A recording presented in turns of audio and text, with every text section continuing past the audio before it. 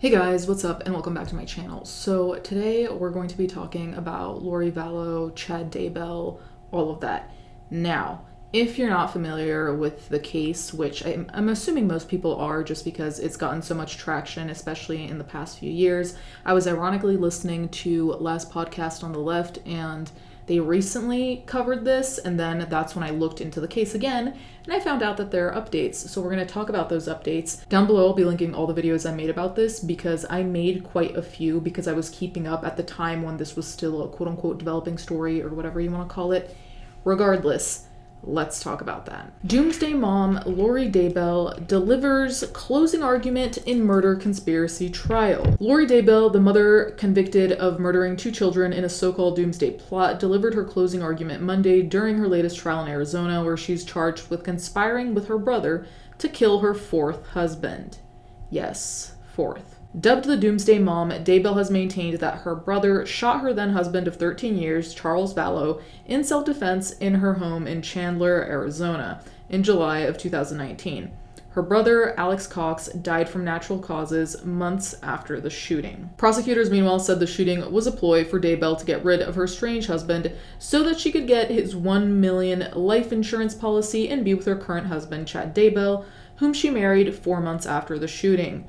Prosecutors further said she invoked their religious beliefs as justification for the murder and gave her brother religious authority to kill Vallow because they believed he was possessed by an evil spirit they referred to as Ned. Lori Daybell, 51, represented herself in the Phoenix trial. She's pleaded not guilty to conspiracy to commit first-degree murder. During her nearly 20-minute closing argument, she told jurors the shooting was not a premeditated murder, but a tragic family event. Now, I want to stop here for a second because there's a lot to say about Lori Vallow. Now, because I listened to 4 parts about this on my way to and from school, those 4 episodes amount to definitely at least 4 hours of content on this. So anyway, one thing about Lori Vallow is that I'm not going to judge someone for having 4 husbands in terms of like your first 3 marriages didn't work, okay? The thing is, she's the common denominator, and I mean, she's also a murderer, so her having 4 husbands really is not in any way a central factor in relation to actually what she's done. But I think it's worth noting that a lot of the behavior she displayed, I think, was parallel with her children as with her husbands.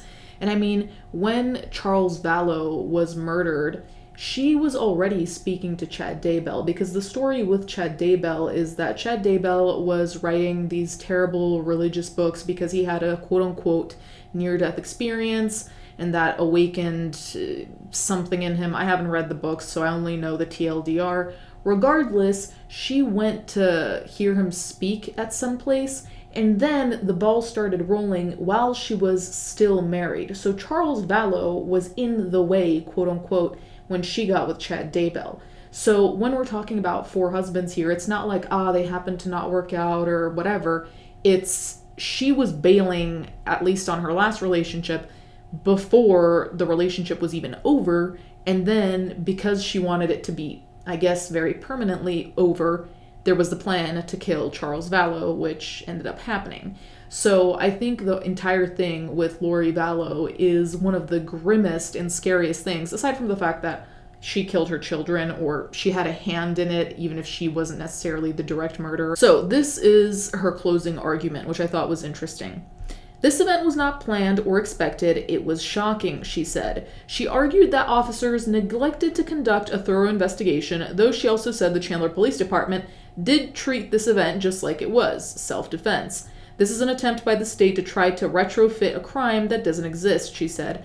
Daybell also urged the jurors to watch her entire police interview conducted after the shooting, part of which was shown during the trial. The judge sustained several objections during her closing arguments after she referred to testimony that had not been entered into evidence during the trial. I really do think there has to be an insane level of audacity to have killed your children, have killed your ex-husband or whatever we want to call him. He was still her husband at the time. And then you're going to come here and tell everyone that they don't have all the facts. And granted, we might not know all the facts. We were not there. But I think that once you have the broad strokes, you don't really need all that much more information. The fact that you thought that your kids were zombies and were essentially possessed and dark entities, and then you applied the same thing to Charles Vallow, and basically anyone who didn't fit your agenda, you immediately jumped to say they were possessed and then tried to get rid of. What will it change to listen to a part of your police interview that wasn't even entered into evidence? Because if it's not entered in evidence, I also have to think, is it really that important, and is it really that groundbreaking and life-changing? Because surely it would have been entered in evidence, right? This also fits with everything I've heard from the reporting on this case, in the sense of people who've come forward saying what Lori Vallow was like, what her behaviors were like. This makes entire sense, because another part of this case that's interesting that, again, I heard on the podcast, and I can link it down below, but it's also the fact that with the police, she tried to pull a flirty, ha he he, I'm just a funny mom vibe, and it actually worked a couple of times. And I think that that's something that she's hanging on to. And there was a really big argument around her hanging on to her appearance. And listen, I'm not going to shame anyone for caring about their appearance. Absolutely not. The thing is, apparently she tries to weaponize that. And this is all allegedly, these are theories, right? But like getting her hair bleach blonde, and apparently this is actually part of the podcast as well. It's been reported that she was very much the type of mom who was controlling of her kids in terms of like wanting them to be a very particular way. And I mean, one of her kids, JJ, had some serious issues, some disabilities, and that seemed like an inconvenience to her, but not because he might struggle with things, but because she wanted the picture perfect look. So she wanted to be tall, thin, bleach blonde, blue eyes, I believe, if I recall correctly. And apparently she put immense pressure on her daughter to also be quote unquote conventionally pretty, all of these things. So when you take all of these things into account, there is a very big focus there on appearances, which, again, I'm not shaming, caring about appearances and how you look, of course, but at the same time, if that becomes so central to you and other things matter less, you care about what it looks like instead of what it is, which in this particular case shows, right? You're trying to tell us that we don't have enough evidence, we can't tell. It's like, okay, well, if there were that much evidence that you're innocent, someone would have found it by now. What are we missing? During her nearly 2-hour closing argument on Monday, Maricopa County Deputy Prosecuting Attorney Trina Kay said the evidence at the scene shows that Vallow was not shot in self-defense, but was executed and the scene was staged. She began by recounting text messages sent from Lori Daybell to her husband Chad 7 days after Vallow was killed, discussing her now deceased husband's life insurance policy.